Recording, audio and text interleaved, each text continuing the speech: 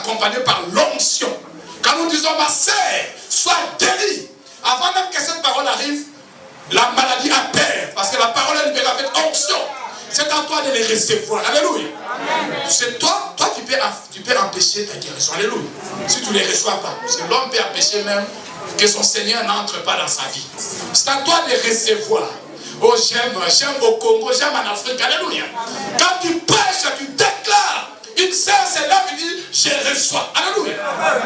Mais ici en Europe, souvent, reçois la bénédiction.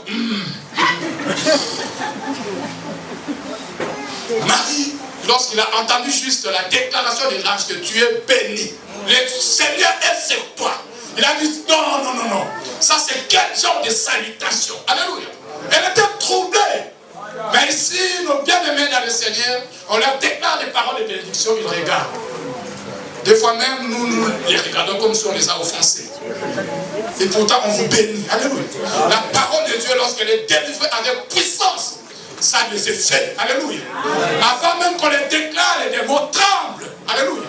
La parole de Dieu est puissante, bien aimé. L'onction fait du bien. Vous savez comment Dieu a oint Seigneur Jésus-Christ. Allez de lui en lui faisant du bien. Guérissant ceux qui étaient sous l'emprise de l'ennemi. Parce que plusieurs maladies sont des maladies démoniaques. Des maladies que les médecins ne trouveront jamais la solution. Mais lorsque l'onction est là, alléluia, oh les démons partent. Et la collaboration de l'obonda. Écoute la bonne nouvelle. À cet esprit qui te tourmente, qui a fait l'erreur d'entrer ici. Alléluia. Oh, il sera livré en spectacle. Il partira en fuite. Parce que les enfants de Dieu sont unis ici pour célébrer Dieu. Alléluia. L'onction nous apporte l'enseignement. L'onction enseigne. Alléluia. Cela m'amène directement au deuxième point, la connaissance. On ne peut pas exercer le sacerdoce en étant ignorant. Un roi de Dieu doit connaître. Alléluia. Le fait d'être ignorant, on a vu les gens en Afrique, un prophète, sachant qu'une maman avait beaucoup d'argent, la maman vient expliquer ses problèmes, le prophète lui dit, maman, je dois $800. Il y a aussi l'offrande d'Azazel. Et heureusement, il y avait un aîné là-bas, lui a dit, et puis la maman avait amené l'argent. L'aîné lui a dit, non, non, Rémi, c'est l'argent, tu ne sais pas de quoi tu parles. Azazel, c'est les esprits, ça veut dire qu'on prenait de malédiction d'une personne. Hein? On mettait sur un animal et on chassait le bout. On ne pouvait pas toucher. Voyez. Maintenant, quand toi tu dis que maman vient faire l'offrande d'Azazel, oui, on fait l'offrande tel que tu as dit. Ces malédictions seront sur cet argent. Maintenant, sans discernement, manque de connaissance, tu sors de la prière directement à McDonald's. Un bon hamburger. Tu ne sais pas que l'argent, c'est la sueur d'une personne. Et te transmettre la maladie. C'est pourquoi beaucoup de gens mettent dans les sacerdoces par manque de connaissance. Osée 4, verset 6.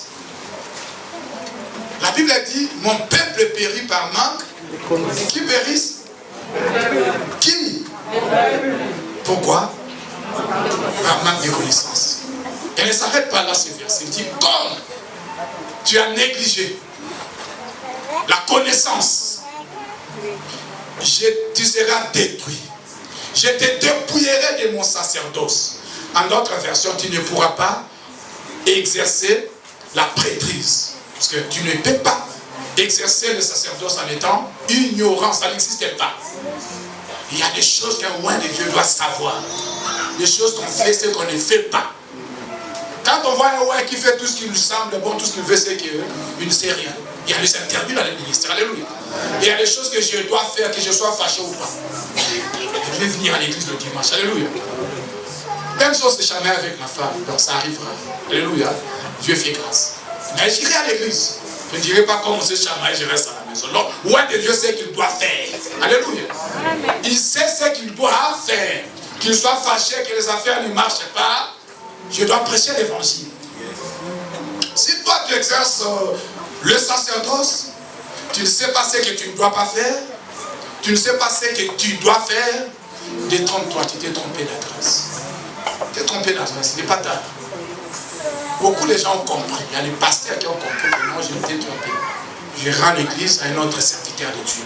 Et là même, Dieu te dit bravo. Mon fils qui a compris. Va en paix. Fais ta vie maintenant. Mais les sacerdoces, c'est compliqué. C'est un courant à haute tension. Alléluia. Ça peut être court-circuité, bien aimé. Tu n'es pas prudent. La connaissance est très importante. Un roi de Dieu doit connaître d'abord Dieu. Il faut que tu connaisses Dieu. Comment tu veux exercer les choses de Dieu mais tu ne connais pas? Tu feras comme Saül, en passant qui a envoyé le bélier engrassé, qui certainement Dieu sera content. Donc quand on ne connaît pas Dieu, on va faire les choses en pensant que ça va faire du bien à Dieu. Or ça énerve Dieu. Toi tu penses que non, ça la pour l'ensemble. Alors que Dieu ne veut pas ce que tu fais là. Parce que tu ne les connais pas. Tu ne sais pas ce que Dieu aime et ce qu'il n'aime pas. Il faut connaître Dieu. Alléluia. Il faut connaître Jésus-Christ. Alléluia. Parce que nous sommes là pour prêcher Christ. Un roi qui ne connaît pas Christ ne peut pas exercer le sacerdoce. Tu connaîtras la vérité et la vérité t'affranchira. Il faut connaître Christ dans sa profondeur, bien aimé, pour exercer le sacerdoce.